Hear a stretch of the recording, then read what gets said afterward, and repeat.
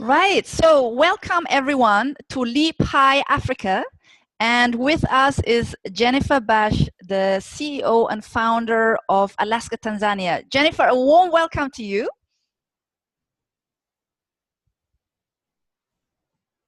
Thank you. Thank you so much. Thank you for having me. Okay, wonderful. So as you can see, there's a little bit of delay, but that's what you get with doing business with Africa.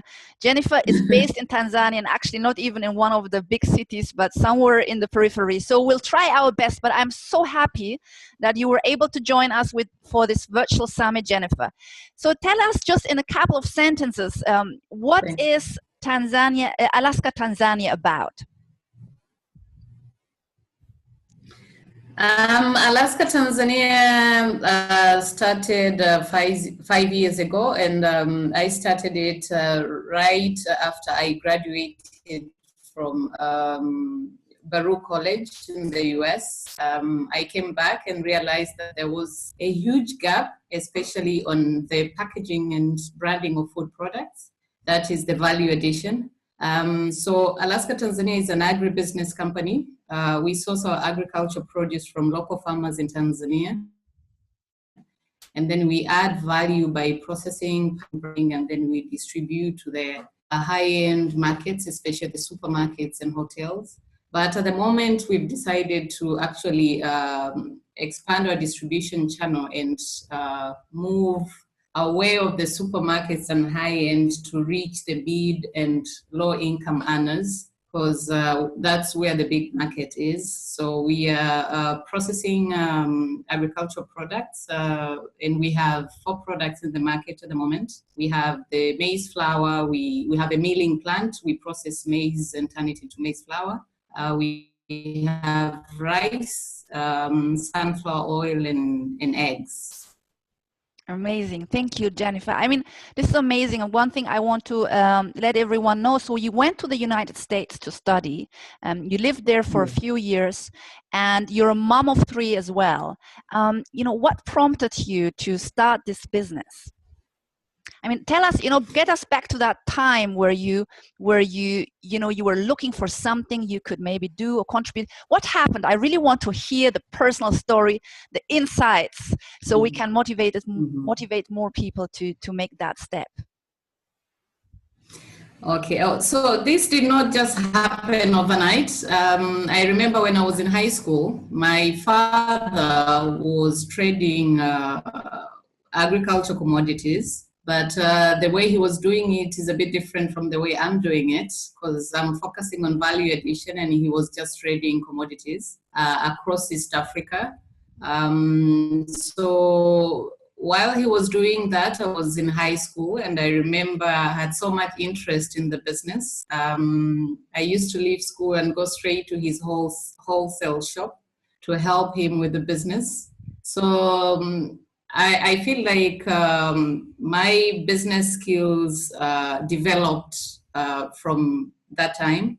And then when I went to study in the US, I did international marketing. And every time I went to a supermarket to look at, to a grocery store to look at, I packaged products.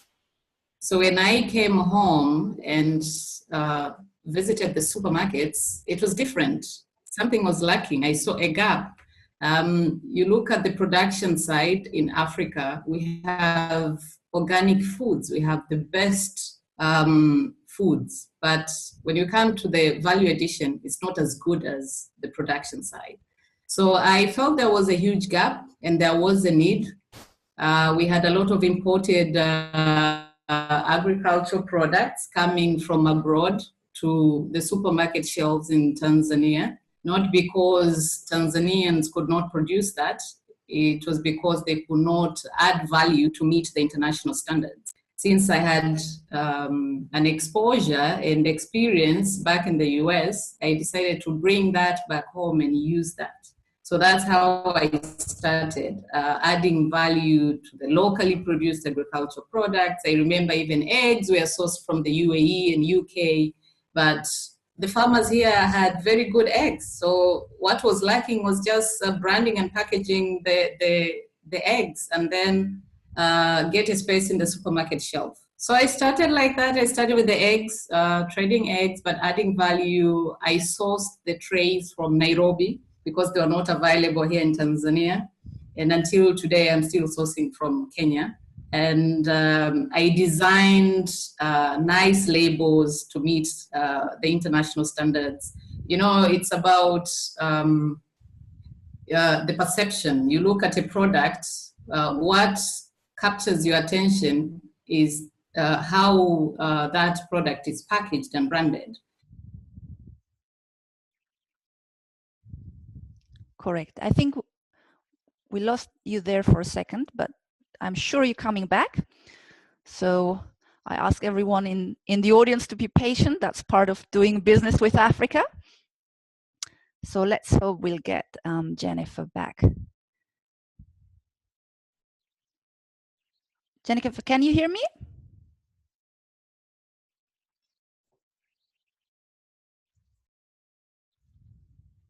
We'll give it another minute or two. It's there you not are. what You're back. Okay.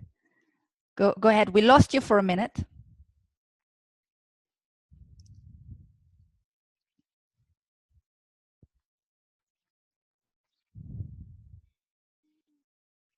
Yes, Jennifer, you're back. Can you hear me?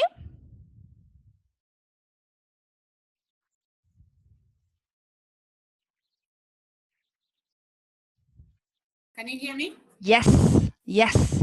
Thank you so much for everyone in the audience who stayed put. That's part of doing business with Africa. We need to be okay with these challenges. Just continue, Jennifer, where you left off. So yes, so you were, yeah, just continue. You were saying you were seeing basically that gap and producing these labels to international standard. So actually, you know, what I want to ask you is, what was your biggest challenge in, you saw the gap clearly in the market, and I absolutely agree with you. You know, I actually think that the supermarkets in African cities are one of the best places to do research in terms of looking for, you know, certain gaps in the value addition and so on. When I was at a supermarket in Accra, I looked on purpose on the section where they were selling cacao and chocolate and cacao, you know, cocoa powder. And it was absolutely, I was astonished that there were about 10 or 11 brands out there of cocoa powder, you know, for chocolate drinks and things like that. Ghana is the main producer of cocoa powder, yet all these brands were foreign brands, European brands, even something like Lebanese or something like that. So, so you saw the gap, but what is the what was your next step to, you know, to actually produce the business model, and what was the biggest challenge in doing so? So I hope you will hear me because it just started raining. I hope my voice is loud enough. We can still hear you. Part of the journey. Go ahead, Jennifer.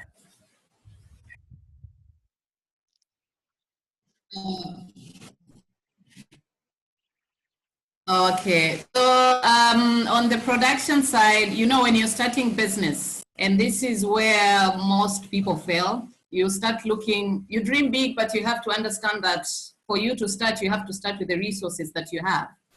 The resources that I had was the knowledge in marketing and branding and packaging, but not on the production side. So I decided to partner with the farmers who are very good at farming, but they're not very good at value addition.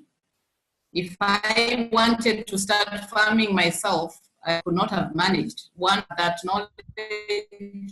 Two, a high investment for me to start that business. So I would have taken a seat back and wait for capital. But I decided to start with the resources that I had. So I partnered with the farmers, and this is a win-win situation because I'm benefiting at the same time that farmer is benefiting. Because you look at the farmer, they remain poor because what they know best is farming. But when What, the water came down?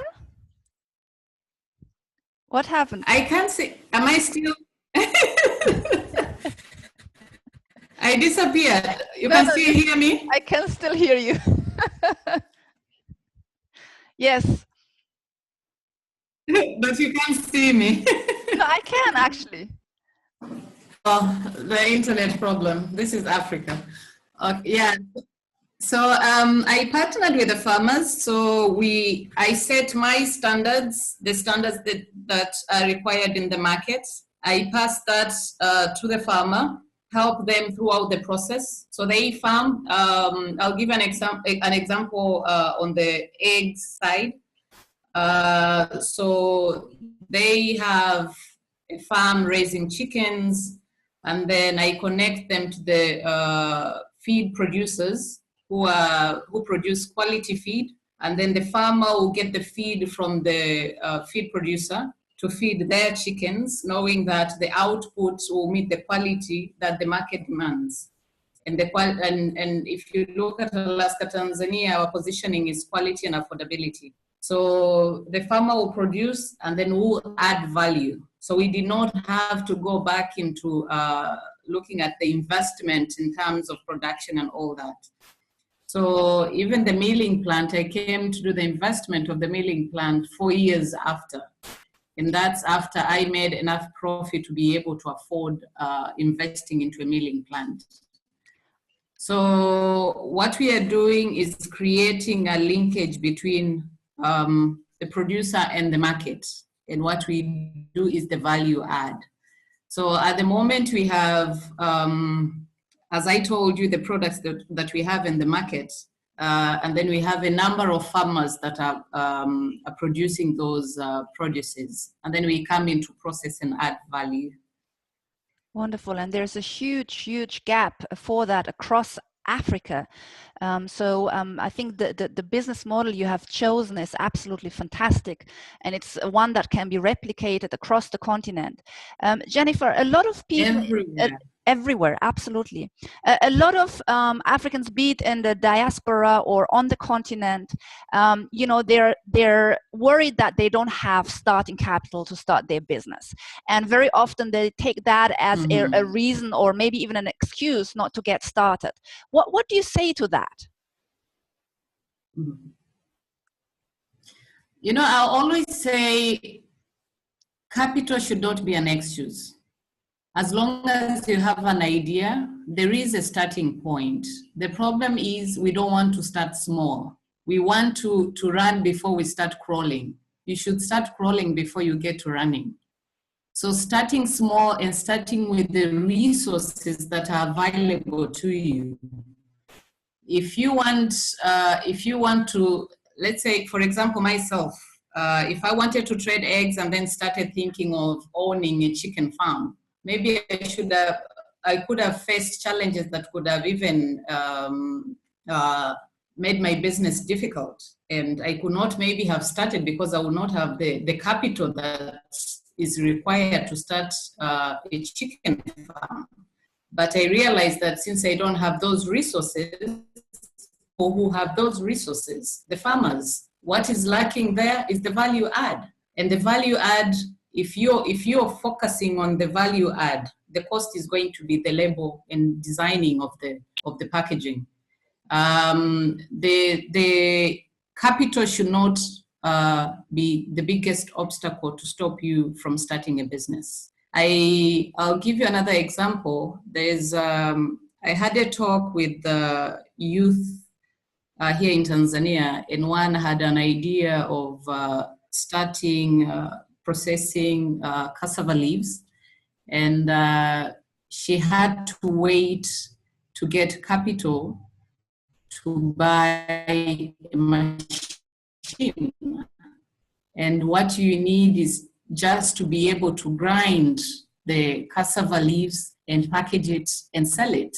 So grinding does not mean you have to own a big machinery to grind a cassava leaf. There's a traditional way of grinding cassava leaves. You can start with that, grow your business, have discipline of the financial management, because where we fail is instead of separating our businesses with our personal life, we use the business to fund our personal expenses. And once you do that, then you're not going to succeed. But once you know that my business and my personal expenses are different, and then you treat them as different entities, then you'll have that discipline of growing that business, saving to grow that business. You start small, but with a big dream. And then as you go, you also build that social capital, having the networks of people that will trust you and invest in you to achieve your dream. But you cannot have that at the beginning. So the starting point, you have to accept that I'm going to start small, but with the vision of growing bigger. So capital should not be a constraint for you to start. Thank you so much. I think you touched on very important points, Jennifer. You know, this is for everyone here in, you know, watching who is held back by a lack of capital. There are ways, first of all, you can start small. That's one thing. But second of all, you can look also for strategic partnerships like you did, Jennifer. You rightly said, you know, I didn't know how to farm. However, now I am, you know, I'm a leading player in actually marketing farming products. So you were looking for strategic partnerships. And these are the kind of success strategies that we can use if we, you know, if we don't have everything at hand. So Jennifer, the very last question to you. We have so many people that are going to join us and watch this program, and a lot of people in the African diaspora, people on the continent, even Friends of Africa. What would you say by those who are still sitting on the fence, by those who worry that they don't know enough to get started? What are you saying to those who have not still made the leap into doing business in Africa?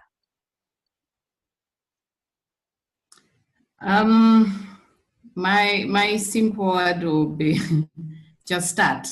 You know, we are so afraid we can't dare to start because we start analyzing. And once you start analyzing, you look at it's okay to analyze, but don't analyze too much.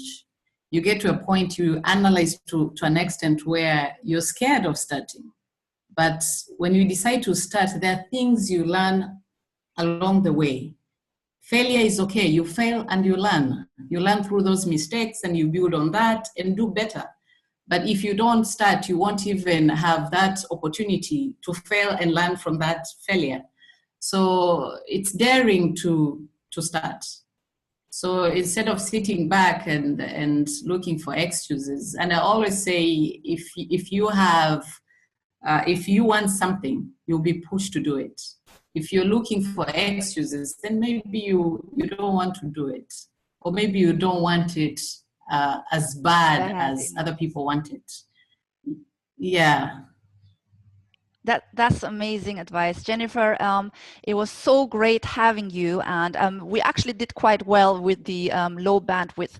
And you know, Jennifer is one of the few that actually, you know, took the leap, and she said, I don't have everything in place, but the skills that I have, I can use to do something that's of great impact to Tanzania. I'm improving livelihoods, and I'm really contributing towards the development of my country and the wider region in Africa. And I think that's the context that is so important. We can do it, and Africa needs you. So Jennifer, it was wonderful to have you here with Leap High Africa. We look forward to seeing your business grow beyond the borders of Tanzania, and I hope we will stay in touch. Thank you so much for now. Thank you so much. Thank you, Jennifer.